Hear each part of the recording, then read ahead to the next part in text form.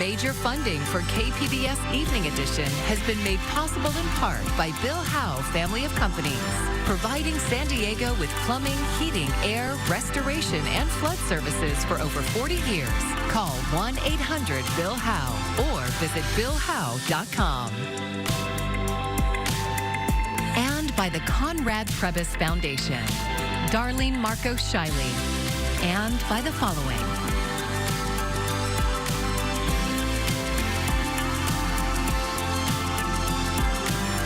And by viewers like you. Thank you.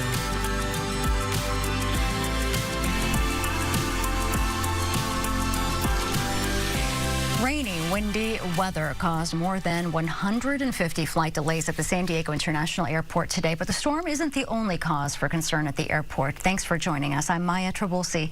Hundreds of federal workers in San Diego are again working without pay, including TSA agents. A partial government shutdown began Saturday after lawmakers failed to agree on a funding deal for the Department of Homeland Security. KPBS reporter Andrew Dyer says this shutdown is over one issue, and that is immigration enforcement. Any delays at the airport Monday were linked to weather. While TSA agents work normally, the conflict behind the shutdown is unrelated to their day-to-day work. After 2 fatal shootings by immigration agents last month, Democrats are demanding stricter oversight over the agencies involved in the operations. They're refusing to fund the Department of Homeland Security until changes are made with Immigration and Customs Enforcement and Customs and Border Protection. They want body cameras made mandatory and for agents to stop wearing masks. Republicans say the masks protect agents, some of whom they say have been subject to doxing and harassment. Similar to last year's shutdown, most TSA agents are deemed essential and will be expected to keep showing up to work regardless of payroll. Robert Mack represents union workers with the Transportation Security Administration in San Diego. He spoke with KPBS media partner 10 News. We're here, we're working our hardest to get our job done to, in our case, to make sure the traveling public is safe for flights. And we won't be able to get paid until they figure this out. Also affected are the Secret Service, the Coast Guard, and FEMA. Funding from this summer's Big Beautiful Bill is keeping immigration operations going, but not department payrolls. At the airport, things are still running as normal, but with Congress on recess for the next week and negotiations at an impasse, it's not clear how long this normal will remain. Andrew Dyer, KPBS News. The frozen DHS funding isn't expected to affect the immigration enforcement operations that are at the center of this battle in Congress. We're going to have more on that. The stalled negotiations coming up. We certainly have high-impact weather. No two ways about that. We've got a series of storms. This is what we've been talking about for quite a while. We're into the midst of this here. Soaking rain, drenching rain, and also some mountain snow. Mount Laguna, 28 for your low tonight. We got snow there. Soaking rain. Not a good time to be out and about. Looking at a rainfall forecast this week through Thursday, 1 to 2 inches in progress here in San Diego. Up into L.A., 2 to 4 inches. And there are areas up into the higher ground with 4+ inches. We'll talk about the details in a bit. As the strong winter storm moves through the county, some low-lying areas could see some flooding. As KPBS North County reporter Alexander Wynn shows us, one community says it's ready. In this alley by Leucadia Roadside Park, sandbags and industrial pumps are staged and ready for the storm. This area flooded 2 years ago, causing damage to nearby homes and businesses. This time, Encinitas Mayor Bruce Eller says the city is prepared. We have our entire Public Works Department on call, ready. At various spots where water collects in Leucadia, the city has several of these pumps ready to divert water into the drains and away from homes and businesses. In addition, the city also has several vacuum trucks on standby. And they can go suck up puddles and nuisance water or water where it's getting into, flowing into places where we don't want it to go to add to more flooding. That's good news for Matthew Lorenz. He's the manager at Johnny Rat's Pizza, whose parking garage is right in the alley where it flooded 2 years ago. I know they've worked on it since then over the last month after the big rains that we had. You know, our underground underground parking has not flooded since they've been out here. He's pleased with the work the city has been doing to keep the area dry. Lorenz says the city has been actively working to improve the drainage system. Encinitas is going to pull it off this time. We'll see, though. Eller says the city has been focusing on fixing the infrastructure in this part of the city, with flooding being of particular urgency for him. We're working on long-term solutions where we've actually allocated $800,000 to design a new storm drain along South Vulcan that'll offload a lot of the downstream flooding that occurs like here along the alleys next to Leucadia Park. The rain is expected to last off and on through Thursday, creating hazardous driving conditions in the region. Alexander Nguyen, KPBS News. And here is a look at the rain in the College area earlier today. A flood advisory was in effect this afternoon, and a wind advisory remains in effect through 8 p.m. City of San Diego crews worked over the weekend to limit the risk of flooding in vulnerable communities. We've had crews out there in those areas cleaning the drains so that there's not accumulation, that the water can keep flowing once it does start raining. We've done a lot of neighborhoods in that South San Diego area along the Choyas Creek in hopes to keep those channels clear and keep the water flowing. And there is also a slight chance of thunderstorms through tomorrow morning, and that's according to the National Weather Service. One of the 3 energy companies with plans to extract lithium from deep beneath the Salton Sea is shifting its focus to generating power for AI data centers. KPBS reporter Corey Suzuki says it's a sign of the challenges that Imperial County's emerging lithium industry is facing. One of the energy companies that's been racing to extract lithium in the Imperial Valley is changing course to focus on generating power for AI data centers. I've been covering this part of Southern California for more than 2 years now, and after reading that announcement, I was left with some questions. Where did this decision come from, and what does it say about the state of the big energy rush happening around the Salton Sea? The company is California-based Controlled Thermal Resources, or CTR. For years now, they've been one of the 3 major energy firms that are trying to set up an operation to extract lithium from deep underneath the Salton Sea. As you probably know, lithium is a key component of electric cars and other battery technology. Many have hopes that this emerging industry could bring a rush of good jobs and prosperity to the region, especially for a county that has one of the highest unemployment rates in California. Now, though, CTR says they're shifting focus to producing energy for large-scale data centers which power AI programs like ChatGPT. They're going to do this by ramping up their plans for geothermal power, which uses naturally occurring underground heat to produce electricity. They said they eventually want to offer 600 megawatts, enough to power around 500,000 homes in the U.S. There's just a massive demand for power, so we'd be crazy not to take advantage of again, getting back to time and timing. Now, on one level, this is actually a smaller change than it sounds like.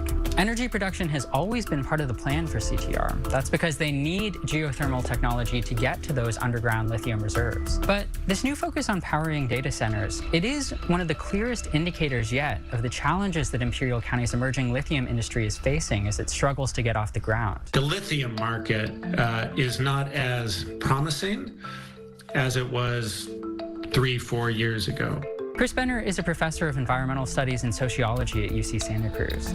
He says one big reason for this is that Republicans in Congress ended a federal tax credit for electric vehicles last year, which had been boosting sales and demand for batteries. Benner says other states like Nevada and Arkansas have moved more quickly than California to ramp up their own lithium production efforts. CTR is also facing an environmental lawsuit over its lithium operation. You know, I think CTR, in realizing the changes in the lithium market and seeing this growing market in electricity demand, is realizing maybe we should emphasize a bit more what's always been part of the business plan, which is energy production. Now, CTR's plan to focus on energy for data centers is raising concerns for some environmental groups. Anaí Araiza is with the Imperial Valley Equity and Justice Coalition. She says data centers won't bring the same kind of jobs and prosperity.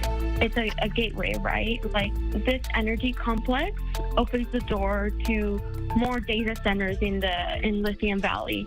So these are not the long-term high-road jobs that were promised. CTR says they're still planning to continue building their lithium operations too. It is super important. Nothing's changing. All we've done is separate power from critical minerals, right? Benner thinks the lithium industry could still bring those opportunities to Imperial County, but he says that will take a sustained focus on building other elements of the supply chain, like manufacturing. And that's possible, but it requires people who are committed to the region with a long-term time frame, not someone who's trying to make a quick buck. Right now, it's hard to say where powering data centers falls on that list. I'm Amna Nawaz. Tonight on the NewsHour, European leaders respond to the Trump administration's latest messaging on the strained alliance. That's coming up at 7 after Evening Edition on KPBS. Congress is out of town, and a deadlock over funding the Department of Homeland Security continues with little progress in negotiations. Funding lapsed over the weekend as Democrats and Republicans debate immigration reforms. Karen Kafa has the latest from Washington.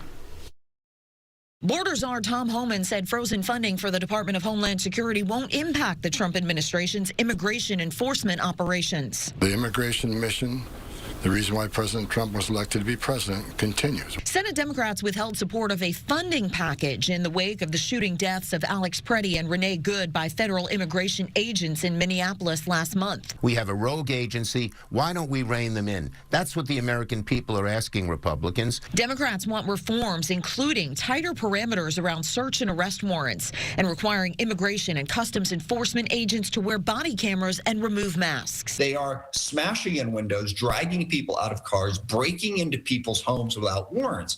We need protection against that. Republicans note ICE is already funded via last summer's so-called Big Beautiful Bill, and other DHS agencies will feel the shutdown's brunt. This whole thing about shutting down DHS to prove a point, I think it's political theater, to be honest with you. Meanwhile, Homan said he's boosted internal affairs personnel in Minnesota to investigate misconduct allegations among immigration enforcement officers. I said I was bringing in more internal affairs officers to review the allegations, and those allegations are now being investigated. Most DHS personnel are considered essential, meaning they're on the job but without pay until a funding agreement is reached. In Washington, Karen Kafa, KPBS News. Enrollment is going down at schools across San Diego County, as we've previously reported. But for this week's Why It Matters segment, Voice of San Diego's Scott Lewis explains how hard it has been to find out how many students are currently enrolled in San Diego's largest district.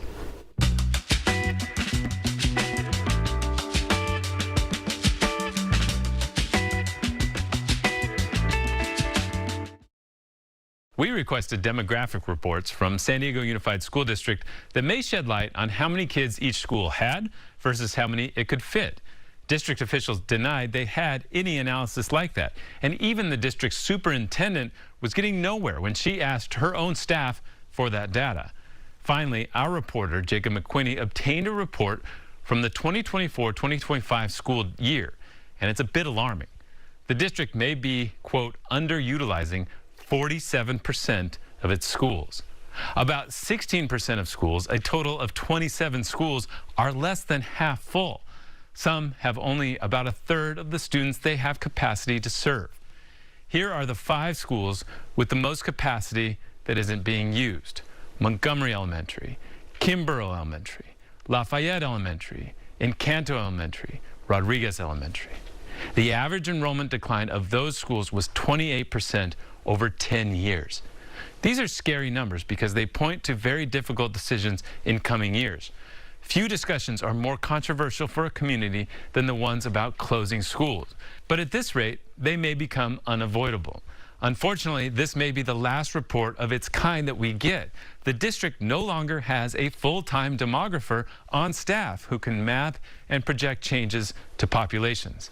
Other layoffs have left it unable to provide this kind of data, even to Superintendent Fabiola Bagula, who told us she's been asking for it with no response.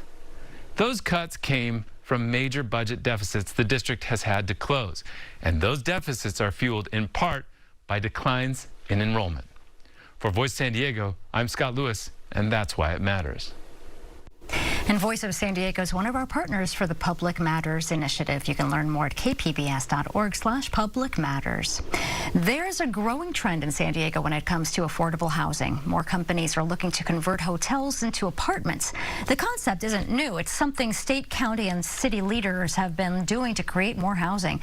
But their efforts are subsidized through government funding. Meanwhile, companies like Ambient Communities are offering affordable homes by fixing up old hotels and adding unique amenities.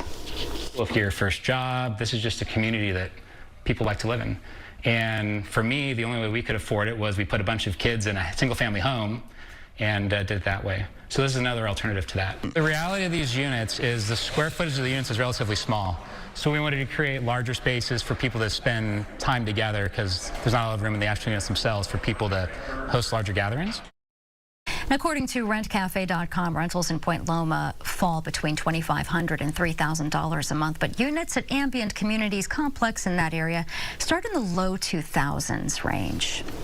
When it comes to job creation, 2026 is off to a strong start according to the latest jobs report, but many employers say it's taking longer to fill positions. Jen Sullivan explains why some online tools many are using to speed up the application process is actually slowing down hiring for employers. Finding a new job can often feel like a full-time job because of how long it can take to get hired. The job process is always a frustrating one. Dawn Fay with recruiting firm Robert Half says the good news is many companies say they're hiring. They recently conducted a survey of more than 2,000 U.S. hiring managers. 60% said they plan to add permanent staff. And the latest jobs report released last week beat expectations, with 130,000 jobs being added in January and unemployment ticking down to 4.3%. But Fay says it's taking companies longer to fill openings, and one of the reasons, applicants are increasingly depending on AI to craft resumes and cover letters. There are so many resumes that are coming in now, many of them looking very similar, that it's taking companies longer to go through them and longer to vet things to make sure that people really have the skills that are on their resume. In that same survey about hiring, 65% of hiring managers said AI-generated resumes are making it harder to assess real skills. It can certainly help people make sentences and things a lot crisper, but you want to make sure that that resume really reflects you. Did you deliver a project on time, manage a budget, launch a social media campaign? Fay says those are all examples that should be fleshed out quantitatively in a cover letter and resume to help you stand out. She also recommends applicants reach out directly to hiring managers in addition to filling out an application. If you do land an interview, she recommends asking what the company's timeline is to fill the position so you have a better understanding of their timing. For Consumer Watch, I'm Jen Sullivan. The wine world is going through a rough patch. Sales are down, and that's having a ripple effect for farmers in California. Carmela Karcher reports. It was a devastating year. Bill Stokes is a third-generation farmer in Lodi, working over 100 acres of grapevines, and this is the first year he didn't pick. This vineyard was planted in 91, 92, and this is the first, 25 was the first year it was never harvested. And he wasn't the only grape grower who had to make those same sacrifices this past year. I look out my backyard and there's 40 acres of piles, you know, and it's been more than 30 years that was vineyard. So, yeah, it's hard to look at. The wine grape industry has been hard across the state. According to the California Farm Bureau, between October 2024 and August 2025, growers removed more than 38,000 acres of vines, 7% of the state's acreage. And in Lodi, the situation has been even tougher. The Lodi Wine Grape Commission chair says last year, roughly 50% of what was planted wasn't even picked. Well, we have about 50% of our total planted acreage that was not picked. So if you're an average consumer or a Lodi local resident and you're driving around, you can see the wilted raisin fruit that was unpicked. And normally you sometimes just see it on the end rows, but you could walk down the row and see it. And so it was pretty devastating for us growers. The reason for the removal is oversupply. There's too much wine being produced and not enough demand from customers. As a result, many grape growers have turned to other crops. The big joke is when they plant all of Lodi into almonds, what's the rest of the state going to do? So we're fortunate enough to still have water to some degree here, but all these trees are going to put pressure on the water situation as well. But farmers still have hope for this next year. Supply and demand always levels out, right? What goes up must come down and vice versa. So it will correct itself. You do have a lot of vineyards being taken out.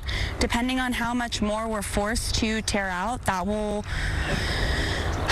see. We'll get through it. We'll do something else. We're not going to quit. We're not quitters, that's for sure. So.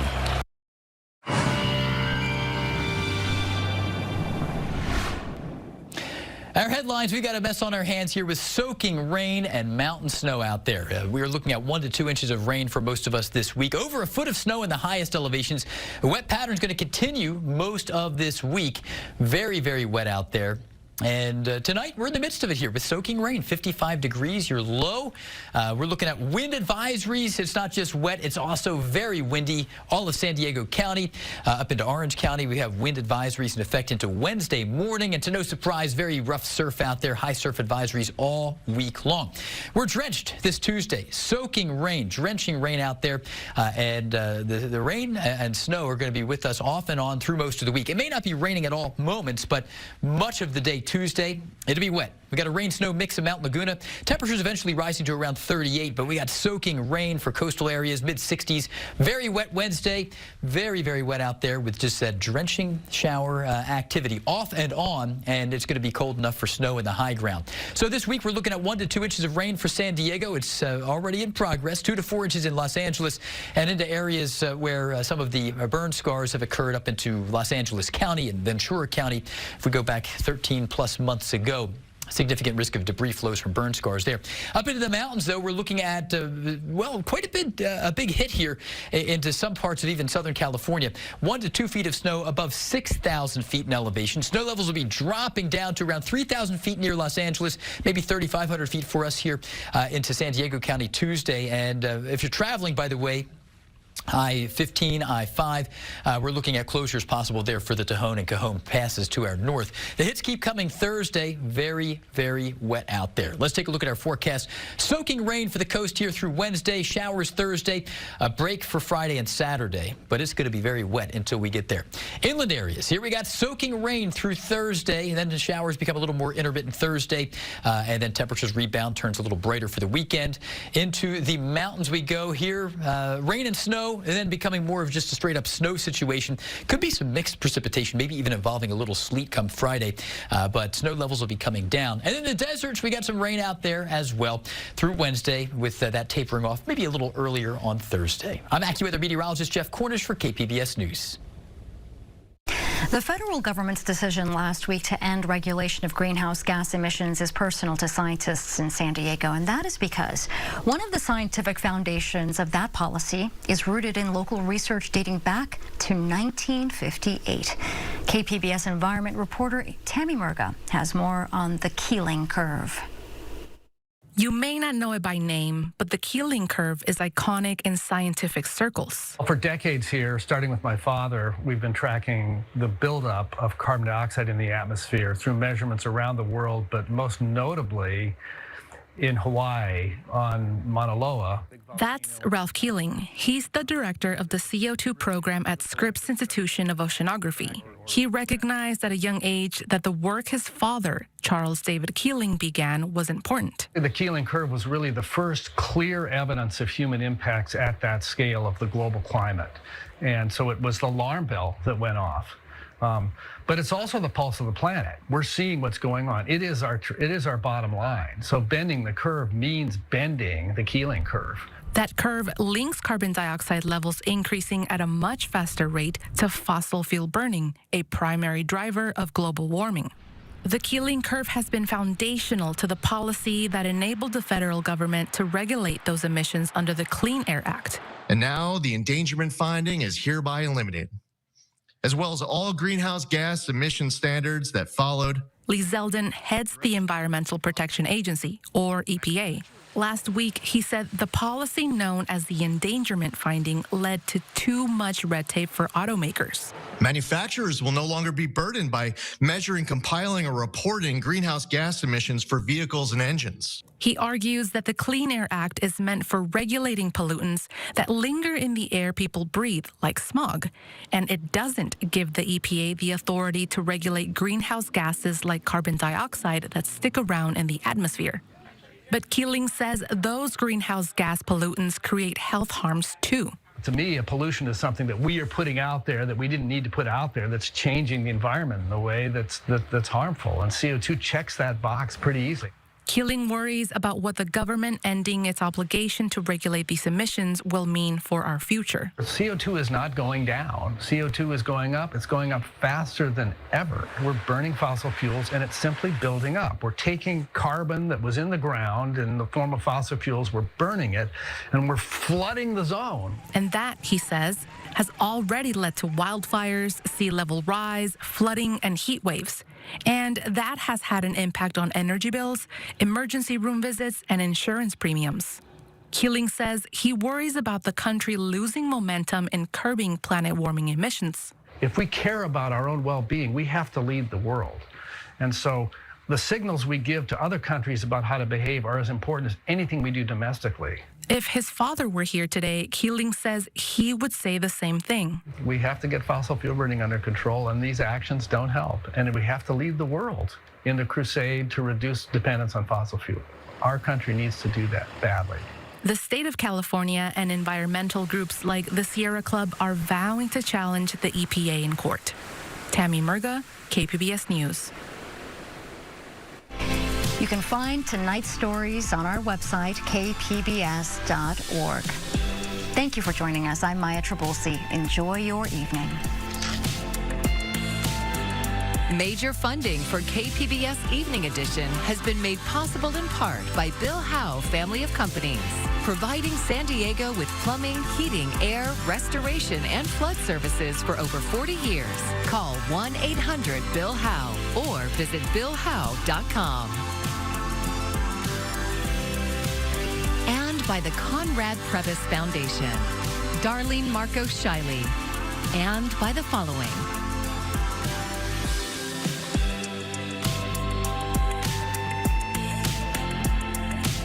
And by viewers like you. Thank you.